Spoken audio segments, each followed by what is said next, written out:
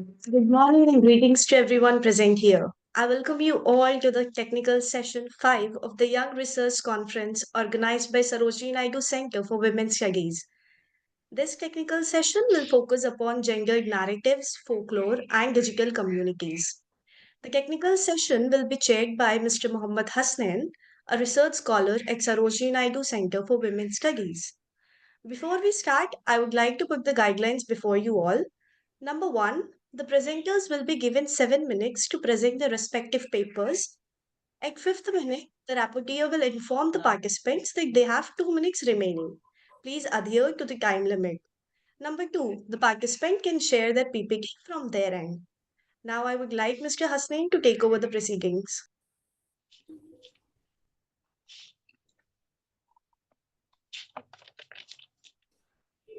Thank you, Zoiba. Thank you so much. Good morning, everyone. It's me an honor to chair the fifth technical session, Gender Narratives, Folklore, and Digital Communities. This session includes presentations exploring digital narratives, including ethnographic studies from South to Northeast India.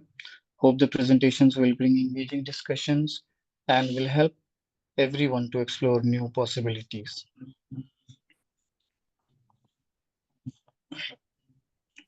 So, without ado, I'll first call upon the first speaker, Dr. Atul Sinha. He is assistant professor at AGK Mass Communication Research Center, Jamia Millia Islamia.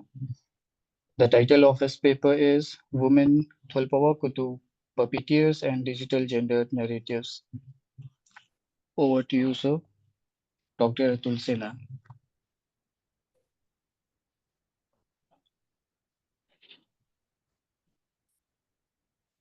So would you please switch on your mic? Sir, are you in the meeting? Yeah, he is, but he's not audible.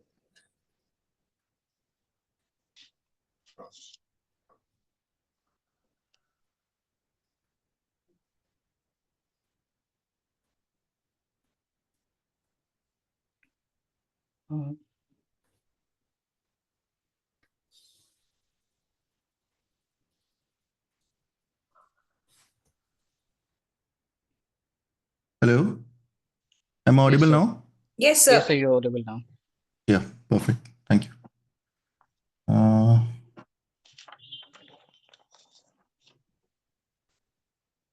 Yeah, better.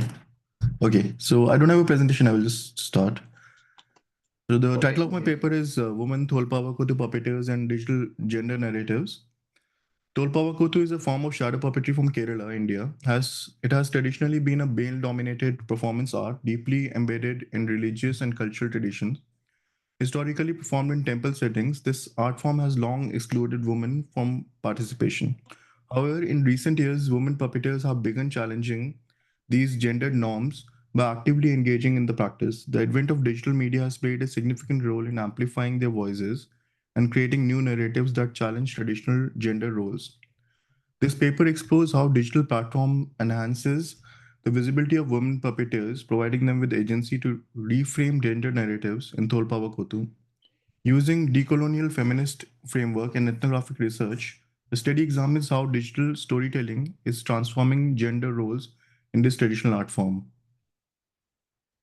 Tholpawa Kotu literally means leather shadow play, is a traditional form of puppetry in Kerala, often performed as part of temple ritual dedicated to the goddess Bhadrakali. Originating from the ancient Dravidian traditions, it integrates elements of Hindu mythology, particularly Ramayana, into its performance. The art form involves intricately designed leather puppets manipulated backlit on a backlit screen, creating shadow figures that narrate the epic story.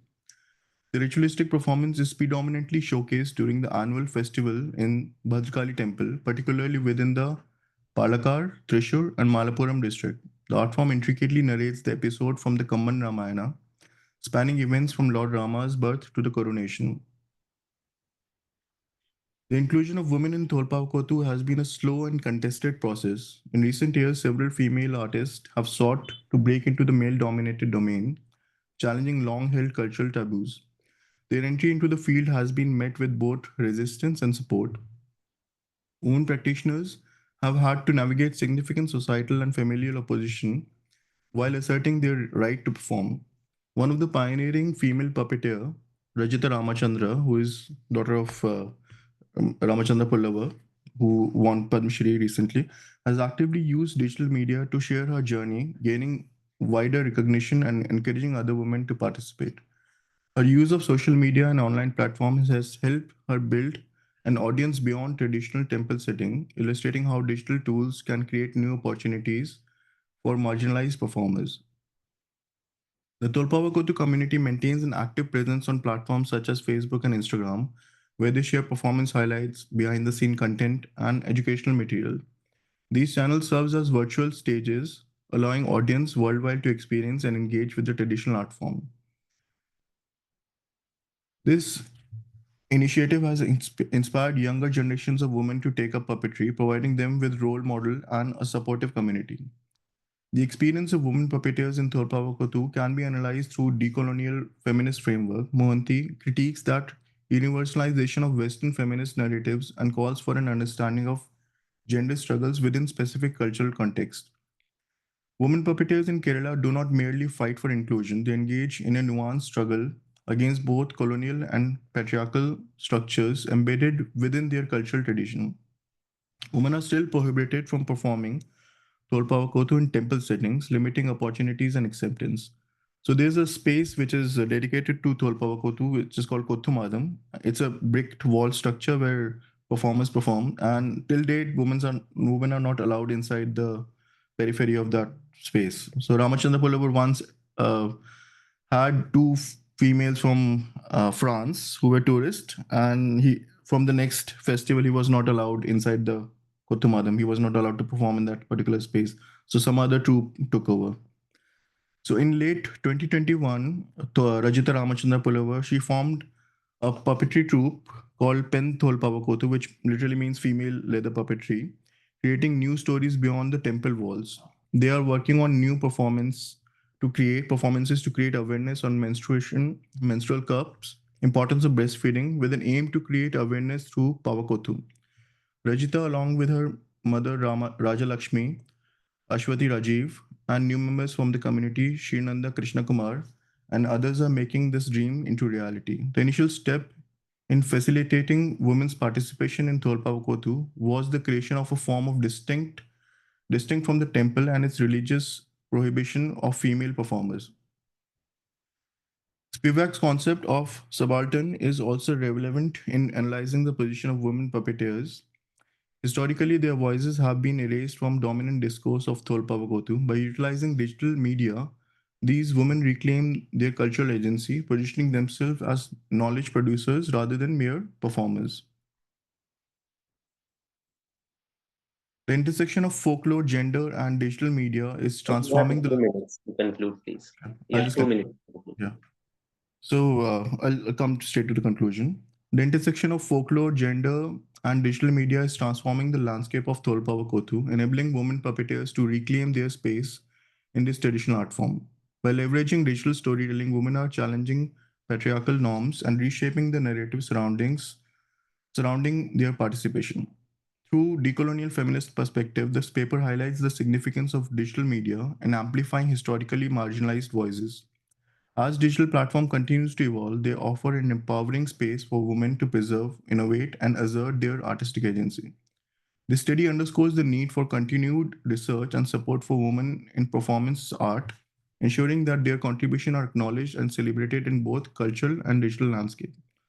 Tolpavakotu stands as a testament to Kerala's rich cultural heritage, encapsulating the region's artistic, religious, and social paradigm, while historically entrenched into patriarchal traditions that limited women's participation. Contemporary efforts are redefining these boundaries, fostering inclusivity, and ensuring the art form's relevance in modern society. This evolution reflects broader societal shift towards gender equality, challenging age-old taboos and enriching the cultural tapestry of Indian puppetry. Thank you. Thank you, sir. Thank you so much for such an insightful lecture. So the second speaker for the session is Neha Banu. She is a research scholar at University of Lucknow. The title of her paper is Women, Folklore and Digitization of Gender Narratives in Qawwali. Good Neha, morning, sir.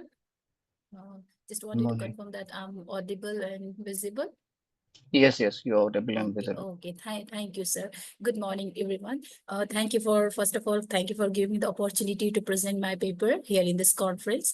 I am Neha Banu, research scholar from the University of Lucknow. The title of my paper is Women, Folklore and Digitization of Gender Narrative in Qawwali. Qawwali is a centuries-old devotional music from the blend poetry, melody, and rhythm to create an immersive spiritual experiences traditionally performed in Sufi shrine and religious gathering. It has served as a powerful medium for the expressing divine love and mystical wisdom.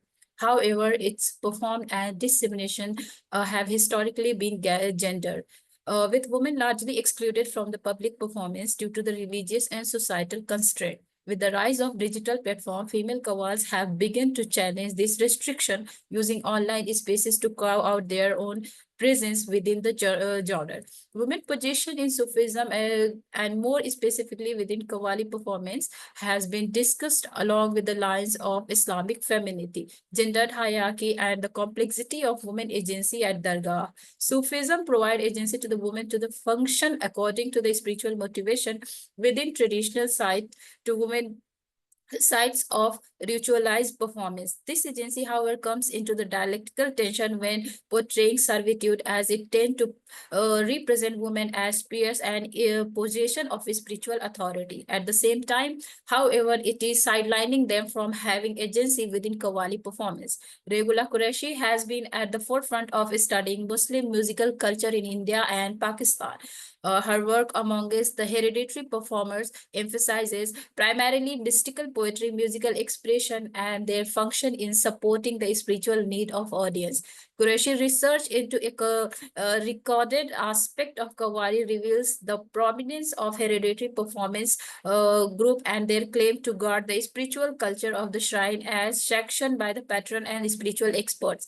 Qureshi portrayed the division of the Shire and Qawwali performers along gender lines. The live performance belonged to the male domain and she portrayed women participation solely in the realm of listening.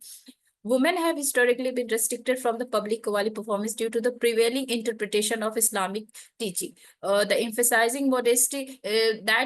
modesty and gender segregation. While men have dominated the professional Qawwali scenes, women have participated in spiritual and devotional singing in private and domestic spaces.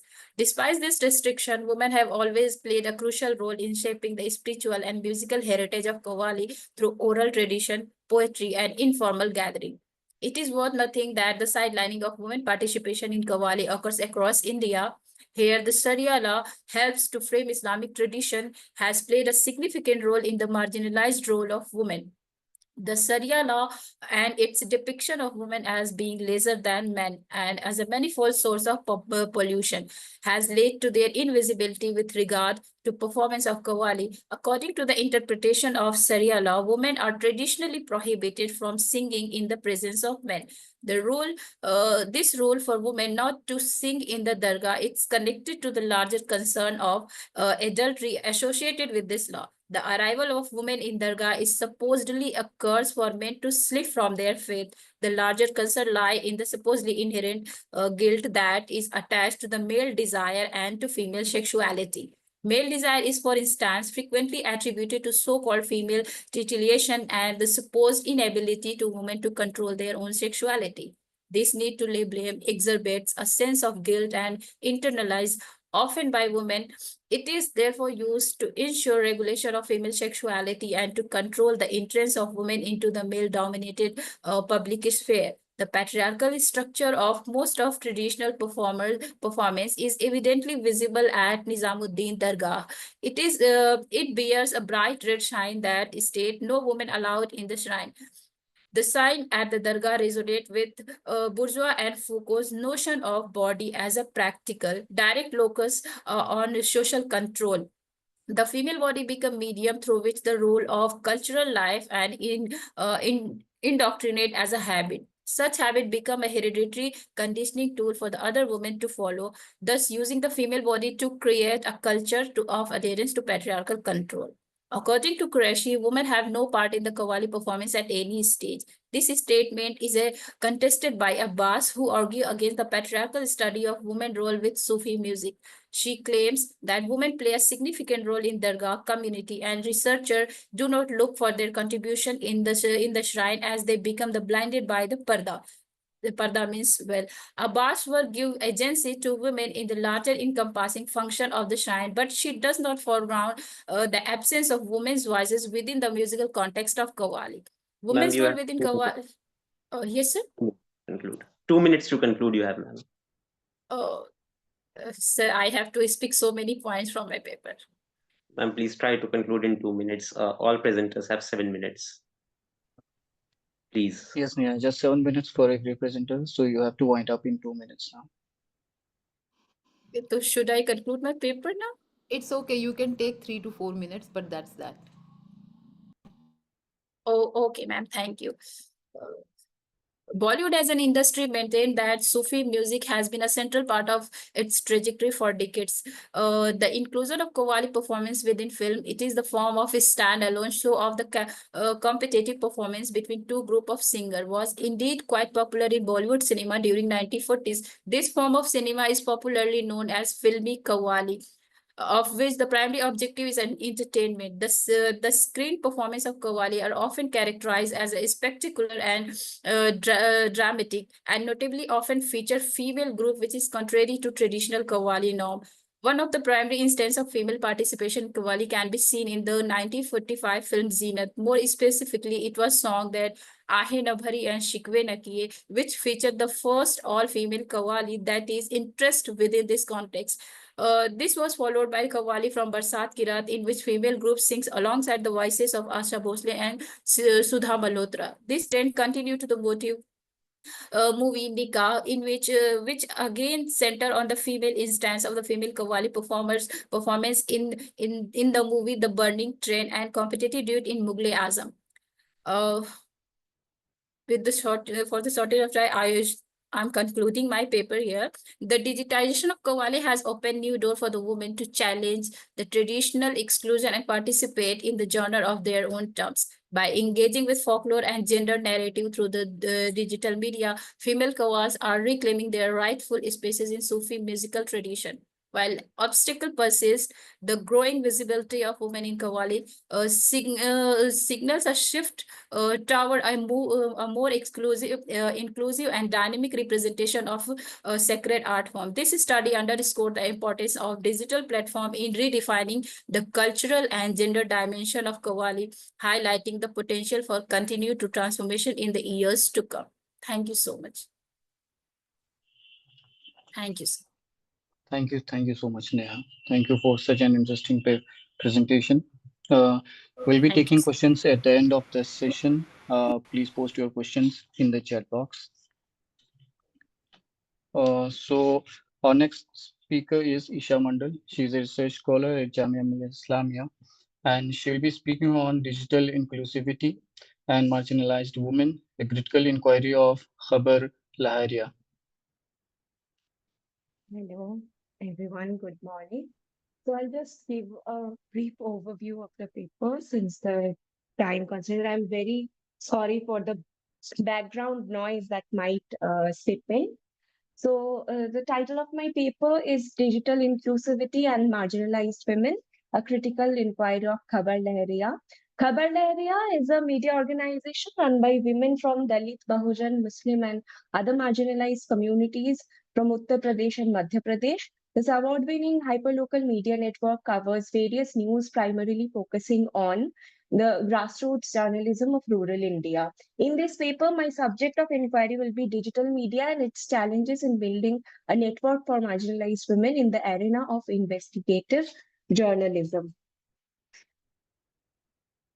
Khabar Lahariya was initiated by 7 rural women on 31st May 2002 as a weekly local language newspaper in Bundelkhand. Meera Jatav, one of the co-founders of this news network, utters Our first print run was 1,000 copies, and we sold each newspaper ourselves. Cut to 2023. Bundelkhand Research Portal claims each week 6,000 copies of Khabar Lahariya are sold across 600 villages of Uttar Pradesh and Bihar. Well, I'll talk about the transition from the print to digital media, which is shown in a documentary called Writing with Fire.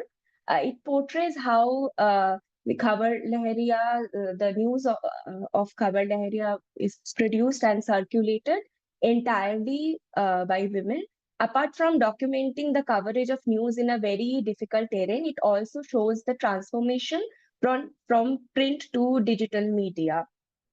Now, in the documentary, there is a scene where these women are talking about why this transition or transformation from print to digital is required or essential in their case. So, the 3 points come up. Firstly, it will give them wider reach. Secondly, economic growth of the organization is talked about. And thirdly, the survival as an organization. One of the chief reporters, Meera, she says that we need to survive, and only digital transformation, digital turn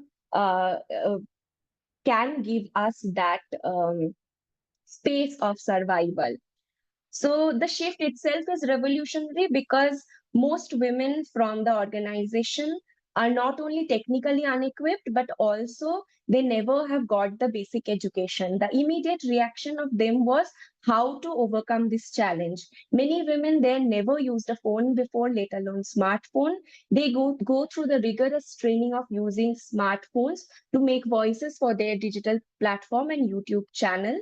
The process of the training becomes crucial in showing how basic education is denied to these women from the marginalized caste and class in Indian villages. Some of them had to learn to read English alphabets to be able to operate smartphones. The small steps with which these women started their organization have grown as a successful digital platform, having a YouTube platform with 18,000 videos and 596K subscribers.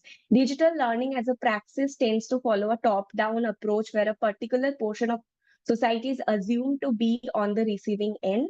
Here we see an entirely different scenario where digital media is used by rural women as a tool of empowerment. However, there's the flip side of the story. In one of their news report, it is also shown how the digital turn without proper training can be overburdening to women from the health sector. In one of their reports, it is shown how Asha and Anganwadi workers are overburdened with work pressure due to the lack of training and an overnight turn towards digital India initiatives. So it's also about the importance and intervention of the training and government initiatives that should be thought about. Now I will go straight to the next section of my paper, Digital Inclusion, Women and the Notion of Subaltern Counterpublics. The concept of subaltern counterpublics emerged in Nancy Fraser's critique of Habermas's idea of the bourgeois You have public 2 minutes sphere. to two minutes to Okay, so okay, I'll just briefly talk about. So Fraser has developed the idea of subaltern counterpublics to critique the otherization of the underprivileged in Habermas's understanding of the public sphere. I will stretch her idea in understanding digital sphere and narrow down my argument to the news platform Khabar Lahariya. According to Fraser, the enfranchisement of the counterpublics happen in a dialectic formation where on the one hand, the spaces of regrouping and withdrawal, and one of their revolutionary function. But I will stretch this arguments to not only through withdrawal and regrouping, but through solidarity, representation, and the types of information that is produced by these women. Through these initiatives, the counter publics work in case of Khabar Lahariya. Women solidarity as resistance working with Khabar Lahariya. In the case of scale, solidarity is practiced in two ways. Firstly, in terms of the organization, where women coming from similar backgrounds connect over their shared space. It is sustained at the organization level by not only working in a group, but also following one-on-one approach. Secondly, the solidarity that functions between the reporter and the victim. The caste-based violence these women write about in their blogs are lived realities they encounter every day. This also builds trust among the victims whose stories these women are writing. For example, the husband of the rape victim, shown in the very first scene of the documentary, says that they have no faith left except for Kale. This is substantiated by going ahead with the FIR that was initially denied. So these women journalists maintain a unique blend of objectivity and empathy in dealing with different types of memes. Women are represented in three ways in the website, namely as victims of gender-based violence in rural areas. He's concluded at as 7 minutes. Okay, so through this paper, I have done a case study on Khabar Lahariya as a digital feminist news platform to show how this platform grows as a space of subaltern counterpublics through the representation, solidarity, and voicing stories from the margins. Through the stories of individual experiences, Scale brings out decolonial possibilities where each story stands against hierarchies posited by the state. Thank you. Thank you. Thank you so much, Ishita. Sorry, we all are bound by time, so we have to keep a strict with timings and everything. Thank you so much for your presentation. So now moving on to the next speaker. The next speaker is Hasnan, you're muted. Oh, sorry. So thank you so much, Ishita. Thank you so much. So our next speaker is Anu Kuriakos. She is assistant professor at National Institute of Technology, Tamil Nadu. The title of her paper is Performing Gender in Sacred Spaces, a study on constructing the digital ethnographic archives of temple festivals of South India. Over to you, Anu.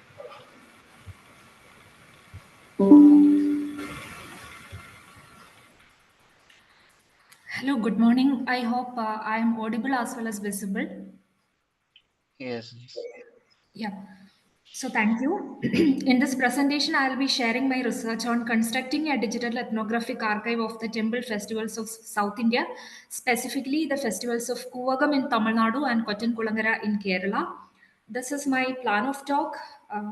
To begin with, both these festivals, Kuvagam as well as Kottankulangara, they are significant cultural festivals with their own unique customs and ritual. In Kuvagam festival, which is held annually in the Chitra Mandai, transgender people, particularly those of the Aravani community, they gather for rituals which including reenacting the myth of Lord Aravan. They tie their knot as they marry Lord Aravan, and also they mourn his death. And also in Kottankulangara festival in the Kollam district of Kerala, which is unique in the expression of its gender roles, where men dress up as women and hold a lighted lamp as a devotion to the goddess Bhagavati. These sacred acts of devotion provide rich insight into how gender is not performed in everyday life, but also within sacred spaces by challenging traditional gender norms. So this research specifically focusing on constructing a digital ethnographic archive of these festivals to preserve the cultural performances and offer a tool for further study. Now, I'll present four major studies existing in this particular field. The first two are about Kuvagam Festival and also Kottankulangara Festival. Both the studies have examined these festivals in terms of their representation of gender diversity and power dynamics, and also consumerism that is coming into the festival space recently. And the next two studies have examined from two other contexts how a digital ethnographic archive would function in constructing feminist histories and also digital cultural heritages. Now, coming to the research gap of my study, that is, while there have been numerous studies on Kuvagam festival as well as Kottankulangara festival on its transgender representation, there is no significant study on constructing a digital ethnographic archive. So, working on this research gap of digital preservation of the important festival, I am actually looking into various efforts in curating these two festivals in digitally. Because of that, I actually aim to provide resources to the scholars on gender diversity, specifically in South Indian perspective. So the major research objectives include to document and digitalize festival related materials. This include audio, video, photographs and textual materials from both festivals, with the goal of preserving the legacy of these future generations. By capturing the diverse forms of the expressions at these festival, I aim to create a comprehensive archive that reflects their cultural and gendered significance. Secondly, to conduct ethnographic research, this objective focuses on understanding the festivals within their cultural and historical framework. I aim to contextualize how these festivals are not just religious rituals but spaces of gender expression and contestations with evolving cultural dynamics in various forms of representation, including multimedia format. And thirdly, to create resources for future research, the archive will serve as a resource for future scholars working in the field of cultural studies, gender studies, and digital archival studies. Coming to research methodology, I used in the study. The first one is field research. Field work is a core component of the study. I have conducted participant observation at Kuvagam Festival as well as Kottankulangara Festival. This first-hand experience helped me to understand the nuances of gender expression and identity performances in the sacred festival. Second one is community engagement, where I have engaged and interacted with the community, and also with local participants, organizers, and members of the transgender community to understand their perspective and experience about the festival. And also, third part is data organization and digital curation. The materials gathered from the field research, which include photos, videos, and also interviews, they have been systematically organized and digitalized. This is what is happening at the moment. The step actually ensures that the data is preserved in a standardized format and it can be easily stored and also retrieved. Now, the fourth part is digital ethnographic analysis. Finally, the collected data is analyzed using digital ethnographic method, focusing on understanding how gender is performed in the sacred spaces, which also includes looking at the ways in which the participants embody, contest, negotiate gender roles during the festival, and how their performance reflect boundaries of cultural, social, and political issues. Now, coming to the analysis and major findings of the study, the creation of the Just digital hold on a ethnographic second. archive, excuse me. Please conclude within 2 minutes. Sure, sure. So this digital ethnographic archive provides visibility to hitherto muted gendered history of transgender and queer individuals. And one of the significant contribution is the key role of digital humanities in fostering a more inclusive and historical practices, specifically to gender identity and sexuality. And also, importantly, the project adopts a feminist lens of activism, which is important to the digital collection and curation of the festival. And also, in terms of the findings, the archive provide valuable resource for understanding how the festivals contribute to agency, resistance, and empowerment of gendered minorities. And moreover, the archive itself is mindful of the gender diversity that is represented, because the materials in the archive are curated with sensitivity, ensuring that nuances of gender expression. And also, building on the findings, the festival function as cultural expression, and the digital archive itself is a counter narrative to the mainstream understanding of gender identity and religion, because the community has more control over the narratives that they have given. And hence I see this as a form of digital activism. And these are certain images from the archive. So I have excluded the audio and video formats. And coming to the conclusion, I restate that the significance of this cultural archive for the community, as well as the upcoming studies in this particular field. And I want to emphasize two limitations before I stop. One is the logistical as well as the financial constraints that I have experienced during this. there has to be proper funding from institutions, and also secondly, the emotional and spiritual involvement in this festival, where there are certain instances which I may not be allowed to capture because of the emotional associations within it. So with that, I just stop this presentation. Thank you. I would be happy to take questions. Thank you. Thank you so much, Anu. It was indeed an engaging one. To look at sacred spaces through festivals and how gender plays an important role in it. So now moving on to the next speaker. Next speaker is Kinza Jamal. Title of the paper is Need for Intersectional Digital Health for Young People.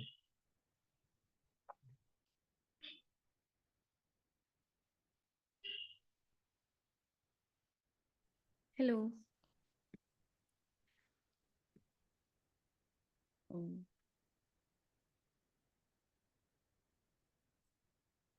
Yeah. So I'm a queer Pasmanda Muslim minority and an intersectional feminist. I've done my master's from Jamia in gender studies, and I've been working in the sector since 10 years with young people and adolescents. So before I start, this module is an idea of collective feminism and feminists who stood beside me, who implemented comprehensive sexuality education and sexual reproductive health rights and justice on ground with adolescents and young people along with me, such as Rinku Kumari, Dusad Dalit queer feminist. This module is a collective effort to create safer, more inclusive digital spaces, ensuring that every individual, regardless of their identity or socioeconomic background, can exercise their digital rights freely and responsibly. The facts, there are about 253 million adolescents, and almost 72% of the adolescents population resides in rural areas. India has the world's largest youth population right now, and we saw 129 cyber crimes per lakh population in 2023. So why digital health, rights, safety, and justice? Because it is an important part of our daily lives, and to ensure healthy usage of it while mainstreaming conversations of GBV, consent, intersectional identities, and power among young people to ensure the overall quality of their lives, because it influences every decision they make. Then the need for it is to, help and support young people to identify the magnitude of opportunities, risks, and challenges, as every young people is responsible, accountable for the power they hold in digital spaces to influence and impact others. Also, understanding the ethical usage and technical guidelines through a right-based approach to foreground care and mutual respect and diversity towards each diverse identity. And also, recognizing fundamental rights, agencies, safety, pleasure, leisure, impact on mental health, access to reliable information, and individual relationship within digital world. Who is it for? It is for adolescents, young people, sexuality educators, professors, social workers, and to minimize the digital divide, and to also include right to privacy, right to correct information, right to freedom of speech and expression, to make it accessible. Like this module is an equitable measure for the adolescents and young people to acquire an equal participation, accountability, and transparency. These are the thematics, and I'll be deeping dive in the module thematics moving forward. These are some things, some key components we need to be sure of while we are, creating or drafting a module. So we need to understand on what social media handles young people and adolescents are, and they might access cyberbullying. They also need to understand what kind of information they can put out there, because it does jeopardize their right to privacy. Do they have access to digital literacy? What kind of opportunities they can get? And yes, there is adolescents, young people in India are coming from different socio-economic backgrounds, so there is a digital divide. Then also digital freedom of expression, also foregrounding their own agency and autonomy of why they are there, and respecting the choices, how they want to present themselves. So as we all have heard, intersectionality as a buzzword in social sector, but it is more than a buzzword, and intersectionality is something which me myself when I was in my master's got introduced to. So it is a very heavy word when we talk to adolescents about it. And the first step is to identify, understand, and accept. Yes, and this is the first section of it. And this section is basically, in this module, we help young people to understand, identify, accept through, we created a, playful environment in which we'll map intersectionality and culture by saying, this is internet ka vatavaran. How does this internet ka vatavaran looks like for you? Mapping advantages, disadvantages, privileges, internet ka मौसम के फायदे और नुकसान. How my identity is impacted due to internet. तो मेरे internet के बादल कैसे लगते हैं? What kind of discrimination on internet we see, and how could we prevent it? And the second section is internet freedom and power. And in this section, we'll look at internet as a public space, and the space is internet. And we also look at the power, privilege, limitations. Strategy will be pleasure and leisure, centering that. And then sense is freedom, freedom, response, and reaction. Who will access the internet is like, who will have the access to this bus? Who will have access to internet? You have in 2 minutes. You have 2 minutes. Okay, thank you. So, also looking at this, we created an Anand Ki Khidki to make young people understand what is algorithm, and who has power on internet, what power they have, or what are the important ethics, and, visioning internet as a public space. Then, so this is trigger warning, degrading terms targeting marginalized identities. So this module will only talk about 3 things. Like, pehle to they will need to understand what is digital health, right, safety, and justice. And first of all, as young people, they are going for different reasons. They are going for opportunities. They are going for different purposes on internet. So they need to understand that they are also going with marginalized identities, and they'll be targeted for it. And if they're getting targeted for it, how do they identify it, and how we as people, as experts, can support them learn, and also give them access to easy legal aid, and also make them understand this concept that yes, AI is a colonial white cishet men, and how even if they will go and report like words like mulla, meetha, two in one, the reporting in itself will tell that these are against the terms, and this is not against the terms and conditions. So we need to make them understand how they can navigate through it, and also share the feminist contribution in digital rights and movement. As young people are accessing these spaces, and they are experiencing different kind of violences based on their identities. So combining digital health, rights, and safety, justice together, then legal aid and involving core values of digital health is extremely important. So basically, if I would like to conclude this paper, would be like, if we want to create awareness and education around digital rights, safety, health, and justice, we need to think about it as that it's a collective accountability and effort for collective liberation, and we need to center intersectional needs to bring true inclusion. Ma'am, please conclude. Please conclude.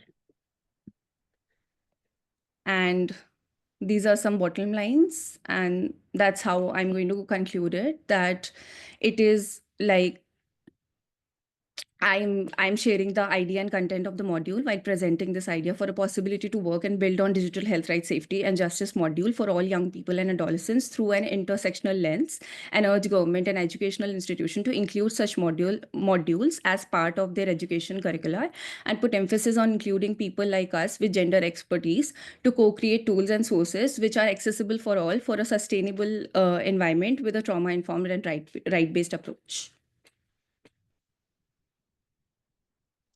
Thank you. Thank you so much, Kenza, for such an enriching presentation, to shed light on such an important topic that you have just presented. So now moving on to the next speaker. Next speaker on the list is Sriparna Chakraborty from Kazi Nazrul University, West Bengal. The title of her presentation is Digital Humanities and the Existence of Digital Diaspora in the Era of Globalization, a study of digital organization and documentation with SADA.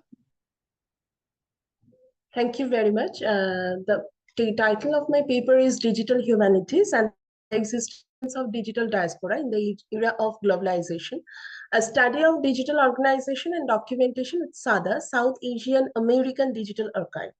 In the era of globalization, the corpus and the method of different fields of scholarships have gone under sea change. The technology that supports the archiving or the part of documentation of such studies changes its nature as well. The issues of digital humanities have now been freshly harvested ones that trained the domain of discussion. It has dramatically transformed the field of literary studies by introducing new research methods, preserving valuable literary works, and promoting collaboration among scholars. It is an area of scholarly activity at the intersection of computing or digital technologies and the disciplines of the humanities. It highlights the systematic use of digital resources in the humanities as well as the analysis of their application. So DH can be defined as new ways of doing scholarship that involve collaborative, transdisciplinary, and computationally engaged research, teaching, and publishing. It brings digital tools and methods to the study of the humanities with the recognition that the printed word is no longer the main medium for knowledge production and distribution. In the post-globalist era, digital humanities thus dominates comparatively as a new methodology in the domain of different studies. With the growing interest in the field of South Asian studies, the methodology offers us significant, perhaps even revolutionary possibilities in this area of literary scholarship and cultural heritage. Noticing a number of initiatives in digital literary studies, digital history, and digital cultural heritage, both in South Asian countries and among their diasporas, one can understand how severely this stream of humanities needs to be examined critically. Scholars should recognize the range of intervention that digital humanities facilitates through different digital archives, documentation, and collections. One of such instances is South Asian American Digital Archive, in short SADA, a project which is documenting South Asian immigrant experiences in the United States. This archival come organizational project creates a space for diasporic discussion which was never before seen in this field of scholarship. SADA is a non-for-profit organization which was established in 2008 to preserve, document, and share the relatively unknown history of the South Asian American experience. And it is the only digital repository for materials related to the South Asian community in the United States. Its digital-only approach to archival attempts presents a major recapitulation of traditional archival functions. In such an innovative post-custodial approach to archives, original archival documents remain with the institutions or individuals from which they originate, while digital access copies are available online. It was the summer of 2012 when the archive added a visual browsing mode, allowing visitors to browse the archive without needing to choose any certain subject, source, time period, etc. And it ensures that South Asian Americans are recognized as an integral part to the American story. Their archive, storytelling projects, exhibits, artistic partnerships, walking tours, lesson plans, and books reflect a community of over 6.1 million individuals and more than 250 years of 250 years of history. Here comes the concept of digital diaspora. Andoni Alonso and Pedro Orizabal define digital diasporas as, I quote, the distinct online networks that diasporic people use to recreate identities, share opportunities, spread their culture, influence homeland and hostland policy, or create debate about common interest issues by means of electronic devices. Here, the issue actually revisits the notion of diaspora in connection with recent advancements in communication technologies, which have led to the formation of digital diasporas within quote. The focus is on digital migrants as connected users and therefore as participants in social media platforms. Digital diasporas provide new possible cartographies to map the self in relation to increasingly complex patterns of globalization and localization, both, while avoiding closures and the negative effects of identity politics. Furthermore, it allows different scripts to be envisioned for this politics of emotion that is essential to the understanding of the motives, nature, and impact of the migrant experience, as well as the possibility for negotiating multiple belongings. So, SADA is actually an 2 minutes. organization based in Philadelphia. Yes, You sir? have, you have 2 minutes to conclude. Okay. Definitely. For its mission, it creates a more inclusive space for giving voice to South Asian Americans. And this organization creates a community more inclusive to envision American and world histories that fully acknowledge the importance of immigrants, ethnic communities in the past, and strengthen such communities in the present and inspire discussion about their role in the future. So it has values. They believe in South Asian American history is an integral part of American and world histories, and they believe that history is not a spectator sport. They believe communities can use history as a tool for empowerment. And they believe that strong archives are vital to community well-being and that archives can be dynamic spaces for dialogue and debate. And their vision is, quote, there is no dust in Sada. So here we must remember that this virtuality is not disconnected from reality, but there is a continuity between this online-offline process and worlds, which places different accents and poses different problems in understanding the complementarity and equally legitimate forms of our existence. So this coexistence of virtual and embodied selves creates new possibilities for reinterpreting migration, not as a mere territorial dislocation, but as being part of imaginaries on the move, as Appadurai wrote. And in his influential Modernity at Large, Appadurai analyzes that how in an era of globalization, the circulation of media images and the movement of migrants create new disjunctures between location, imagination, and identity.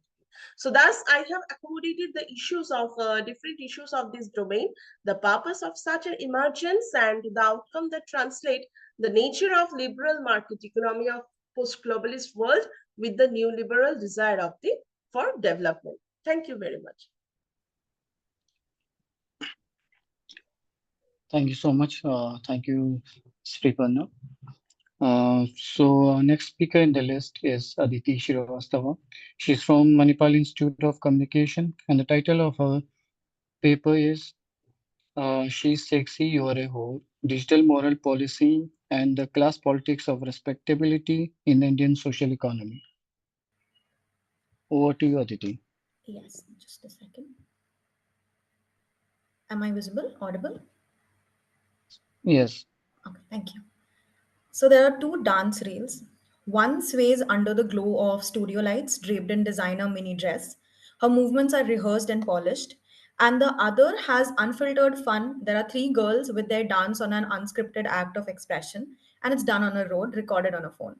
Both perform the same audience. They perform for the same audience, and these are the millions who scroll past their screens and are all ready to judge and comment. But their verdicts are quite different in response to both the reels. The first reel is a celebrity. She is celebrated. There are fire emojis in the comment section. Her sensuality is framed as talent, her beauty as divine. The second are three ordinary girls dragged through the virtual courtroom of morality. Their bodies are dissected, the dignity erased in real time. This is not a glitch in the algorithm. This is a class based act of digital moral policing in action. Hello, everyone. I'm Aditi Srivastav, and I'm here to present my paper titled She's Sexy, You're a Whore, Digital Moral Policing and the Class Politics of Respectability in Indian Social Economy.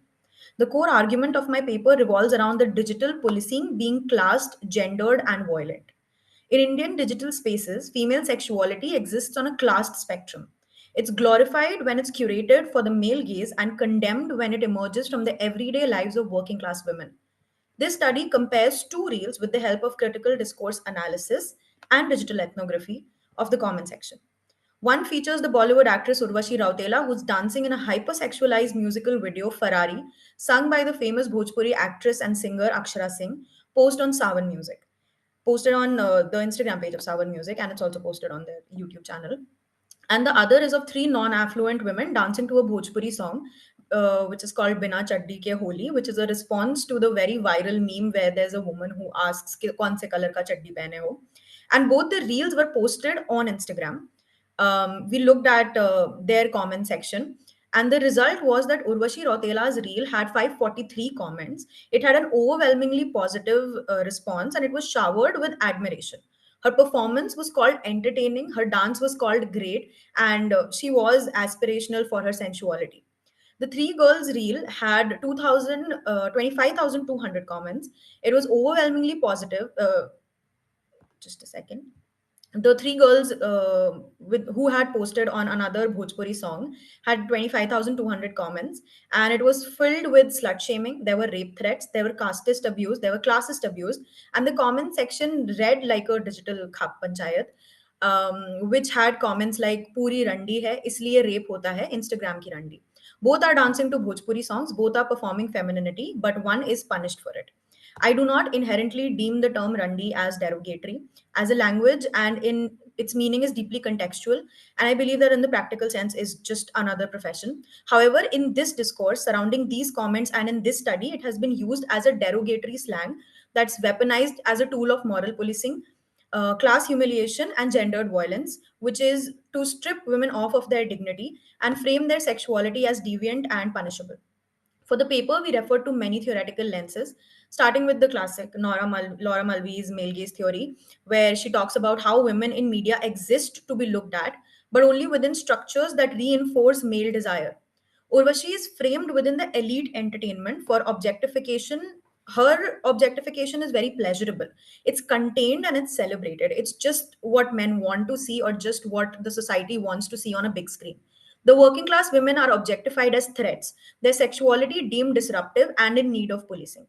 Martha Nussbaum's objectification theory also unravels how Urvashi is instrumentalized but protected. Her hypersexuality is observed into the legitimacy of Bollywood. The three girls, however, are seen as violable, undeserving of dignity, and marked for punishment. Kate Main also talks about how the digital public extends sympathy and admiration to elite women while directing hatred and discipline to non elite women. To build on Shilpa Patke's work on public spaces, we can illustrate how just as cities were not designed for women to loiter freely, the internet was not designed for working class women to take up digital space without consequences. And digital spaces do not just create the exclusion, they amplify and they accelerate it. Women access to public spaces has often been restricted based on caste, class, and gender norms. Social media extends these gatekeeping mechanisms into the digital world. The key difference is scale, permanence, and digital violence is rapid, unfiltered, and leaves a permanent record, making its disciplining even more severe. We also look at the algorithmic gatekeeping, that is, who gets to be seen and who gets to be shamed. The question arises here that if both elite and working class women are being objectified, is the problem really class or is it simply misogyny? Well, misogyny is undeniably central. The class determines how misogyny manifests. Elite women are objectified within control structures that grant them cultural legitimacy, while working class women's objectification is punitive and exclusionary. Misogyny is not just about hating women, it's about policing which woman deserves protection and which deserves punishment. Misogyny and class hierarchy intersect, determining who is sexualized as glamorous versus who is sexualized as grotesque and violable. Social media, far from democratizing visibility, amplifies these existing hierarchies. Elite hypersexuality is controlled and rewarded. Working class hypersexuality is policed and punished. There's a lot of research on content moderation, like the one done by Sarah T. Roberts, where she demonstrates how the platforms shield elite corporatized content while leaving marginalized creators vulnerable. The internet is not neutral, it's a digital class system. To conclude, I would like to assert that the internet is not a liberatory space, it's a battleground. Visibility does not equate to power, it often equates to exposure to violence. Virality for non elite women is a double edged sword. For elite women, virality brings in validation, it can call in for sponsorships, it can lead to career opportunities. But for non elite women, virality often invites moral policing, slut shaming, and in extreme cases, offline harassment. So I would like to conclude on the question that every time we see a woman dragged, humiliated, or reduced to rundy for simply existing online and not having a glamorous backing behind her, we need to ask ourselves that who is allowed pleasure in this digital economy and who is denied it, and who is punishing for claiming it. The battleground has shifted, but the fight remains the same. Thank you. Thank you so much. Thank you, Aditi. It was such an interesting paper on class, how it plays an important role in digital policy, and how digital space is accelerating the gap instead of narrowing it down, and how misogyny plays at these levels. So it was really an interesting one, and I hope you might get so many questions in the chat box. So let's Thank you. wait for them. And yeah, so with this, we have concluded with the presentations, and now we are over to Vibhav for the question Q&A sessions. Over to you, Vibhav. Thank you, sir. So I have the compilation of questions that is posted on the chat box. So the first question is for Dr. Atul. Does the varying degree of digital access impact how women of different classes engage with it? Thank you, Go to Vibhav. Dr. Am I audible? Ji, sir. Okay.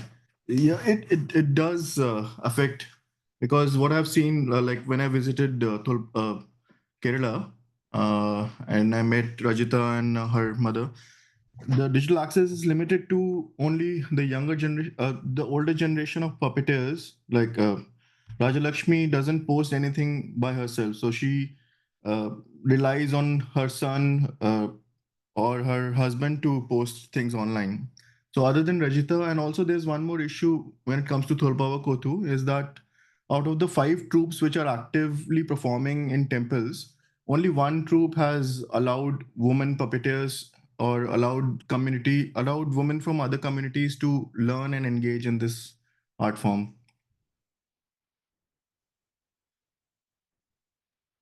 Thank you, sir. Thank you, sir, for your response.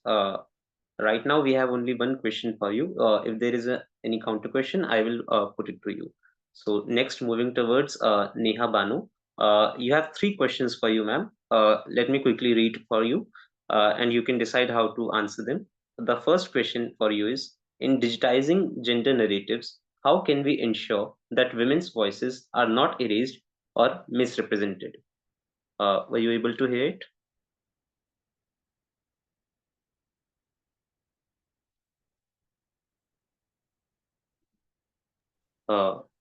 Ms. Neha, are you able to hear us? I Neha, think are you in the meeting? I think she has some trouble hearing us.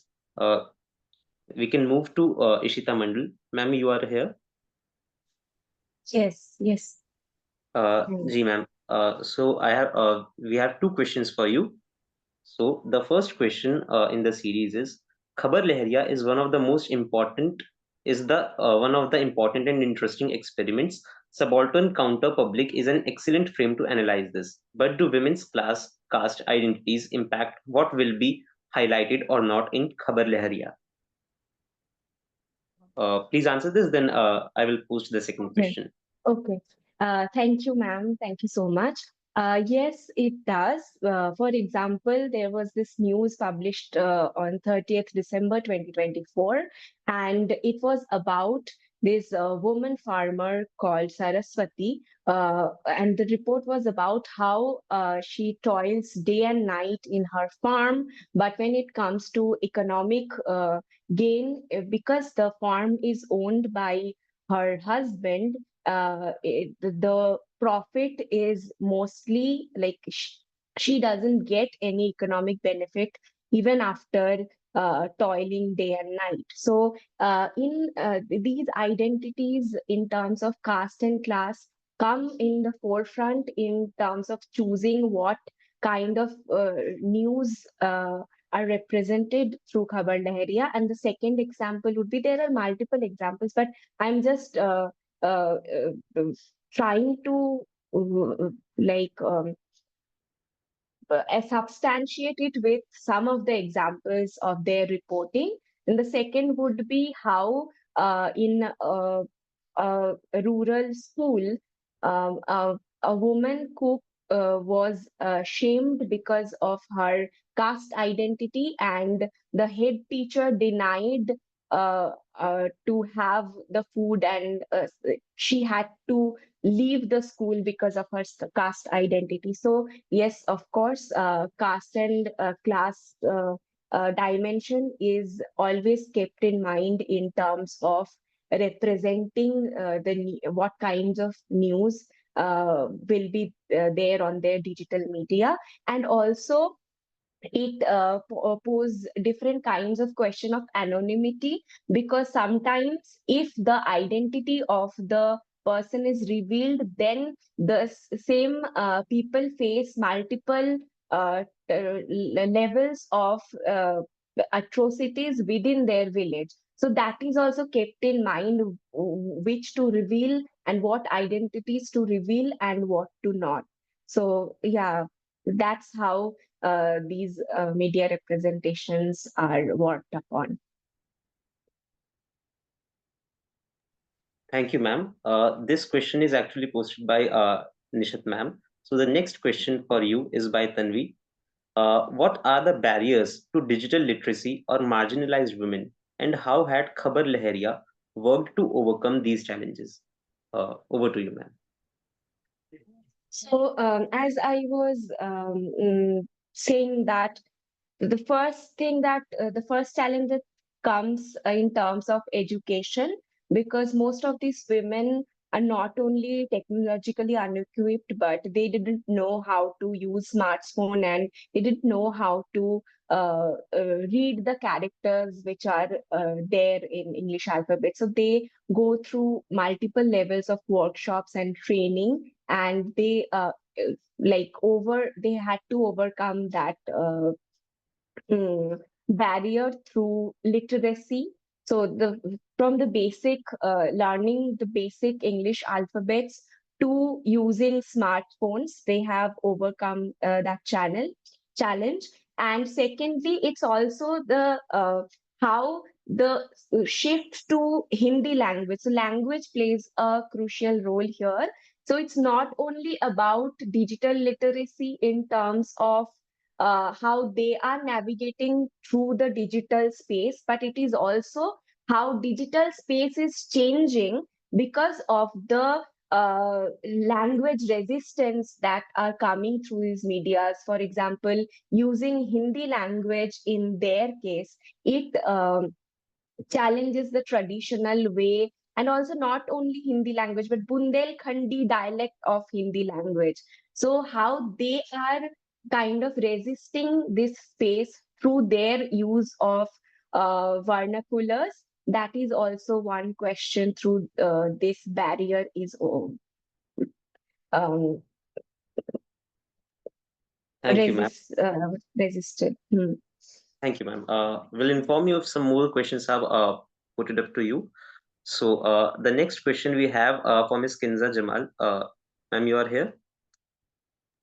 Yes, I'm here. So the question for you is that there is a rise in red elite extremism and incels in general. Many of them are underage teens. So what are your thoughts about the same? And this question is by Pre D. Yeah. Yes, this is true that extremism is uh, induced, and is like the tools which are being used are young people. Even if we see the rise of misogyny on internet and the rise of extremism in internet and fascism is done by young people, and I don't think excluding them from the conversation or not bringing them within the narrative is the solution for it, or calling them out in a way that they don't try to be receptive. I think building tools as experts is important. For example, as rightfully everyone has said, using easy language is the tool, using simple language, avoiding jargons to even explain concepts like sexism, misogyny. Avoiding jargons is a very important thing. And while we are including such young people, we make sure that we make a space that it is inclusive in nature and everyone has a say, and we are able to build a dialogue. So I don't think removing these underage teens from the conversation is the answer, but including them within the process by also understanding they are coming from different diverse socioeconomic backgrounds and caste identities and religion identities, and they're also being projected by misinformation, but rather than outrightly dismissing them, it is important that we bring them into the discussion to initiate a dialogue. I hope I was able to answer. Thank you, ma'am. Right now, we have only one question for you from the audience. We'll let you know if any more question comes for you. Miss Neha Bano wasn't able to hear us. Let me ask again if she is here and is able to hear us. I think she is not here. She is not responding to calls also. So the next question is for Miss Anu Kuriakose. Ma'am, you are here? Yes, I am here. Ji, ma'am. So the question for you is, how does digitization impact the authenticity and transmission of traditional gendered rituals? This question is from Vishakha. Please answer. So I understand that it's about how digital archiving is. Would you repeat the question once again? Digital archiving is? Ji, ma'am. So the question was, how does digitization impact the authenticity and transmission of traditional gendered rituals? All right, thank you for that question. So, as far as I understand, these are two significant festival. Already, materials about the festivals are circulated through social media and also online portals of news, and certain researchers have their own independent blogs, etc. So all these are secondary form of narratives, and in the sense that they are reporting these people. But my research is basically from an activistic perspective. I was a researcher who also worked at the Kuvagam Festival and Kotankulangara Festival, and so there I had the opportunity to interview people. So I came across this idea called feminist digital activism and digital archiving itself as a form of activism. So I actually interview people, photographs, video interviews, etc., which I collect and store as a resource which could be accessed by other people. And through this, I believe that this activist phase, in one sense, give authentic voice to the people who are from trans and queer community. I hope I answered to your question. Thank you, ma'am. Thank you, ma'am. Right now, we do not have any further question for you. If we have a counter question, we will. Excuse me. I just found one direct question to me by Tejas, which asked about transphobia in Kotankulangara festival. Shall I answer to that? The question was about how transphobia is actually exhibited in Kotankulangara festival. Sure, I'm ma'am, not please. sure whether organizers could see that question or not. So, transphobia means a negative reaction which is expressed in any form. The basic thing about Kerala is that though we have, government sponsored policies of inclusion for transgender people, Kotankulangara Temple Festival is never acknowledged as a transgender festival, unlike the Kuvagam festival, where there is a folklore or a myth that talks about this is a trans inclusive festival.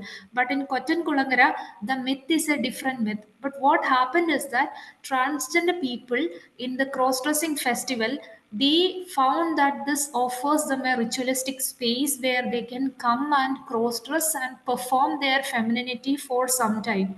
Okay, so the one form of transphobia which I can observe is that when I interviewed the temple authorities about the transgender presence and their participation in the festival, they denied and they told me, don't present our festival as a transgender festival. Our festival is something else. Cross dressing itself is an exhibition of devotion to the deity. So I see this is an instance of transphobia. But in one recent interview, certain others have told me, like, there is, as if there is a change in their attitude, that okay, we also acknowledge that transgender people are also attending the festival, but again we want to say that this is not a transgender festival. So I feel that there is varying degrees of transphobia that is exhibited in this kind of claim. So this is what I just want to comment about this. Thank you. Thank you, ma'am. Thank you. We'll let you know if any further question is directed towards you. Meanwhile, I have a direct question for Miss Aditi Srivastav. Are you able to hear us, ma'am? Yeah, I can hear you. So the question for you is, how has the evolution of modern communication impacted the traditional oral storytelling practices of Kuki people? I have got this direct question. Oh, this was actually not my paper. I did not present anything Uh, on cookie people. No problem, no problem. Yeah. So I have a question for you. You have presented a paper about the how people uh, how people conceive pleasure in their daily lives while posting on social media. Am I right? No, my paper was about digital moral policing and class Uh, politics with respectability. digital mor Digital moral Yes. policing, digital moral policing, and you have covered various aspects of it through the social Yes. media pages and various other contexts. In terms of So I class. have a related question to you. I am sure you have an idea about the get ready with me videos. Right. So how do you conceive and how do you place these kind of segments with your paper? I think the get ready with me videos are also an extension of agency and the pleasure seeking behavior of a particular individual Right. that is also stigmatized by the society. What Mhm. do you have to comment on it? So I feel because, as I also stated in the paper, that a lot of times the scrutiny or the criticism that is signaled towards the different types of content that we see on Instagram, it's very class based. So when we look at Get Ready with Me videos, over there you see the same thing as well. So when you see a Get Ready with Me video by a famous content creator who has a comparatively more aesthetic background, and you can clearly see that what we call the production quality of the video is high, the phone is expensive, the person is well spoken, like if there are if through their dialect, through the language, you get to know that this is an affluent person from a good background. The criticisms are not towards the lane of slut shaming. They could be that, oh, this is cringe content. They could be, I did not like the style that you are trying to portray, but it is not outright slut shaming. But at the same time, when you see Get Ready with Me videos where the backgrounds are not that affluent, or at the same time the dialect that is used, the person who is speaking does not seem to come from an upper social economic background, you get to see that over there the comment section is pretty different. There's outright moral policing. So I feel that while it is obviously both the creators who are creating the videos, the whole idea is that they want to, number one, they want to create something, put something out on internet, they want to express themselves, they want to tell what their styles are, but the way it is received is very different in both the situations. Thank you, ma'am, for your response. Now, we do not have any further questions, and I will like to hand over the proceedings to the chair for further consideration. We do not have any further questions for the participants. Thank you so much, Vibhav. Okay.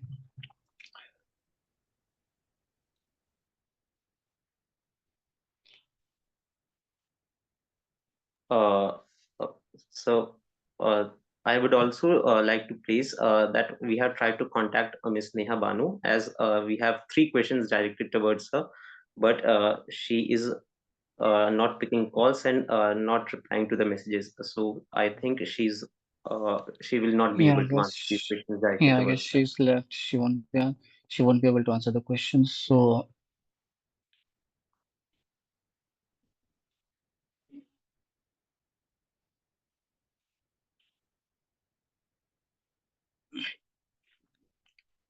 So now I'll call upon Zoya for the vote of thanks for this session. Zoya, are you here? Yeah, I'm here. So I'll be presenting the vote of thanks on behalf of Sarojini Naidu Centre for Women's Studies.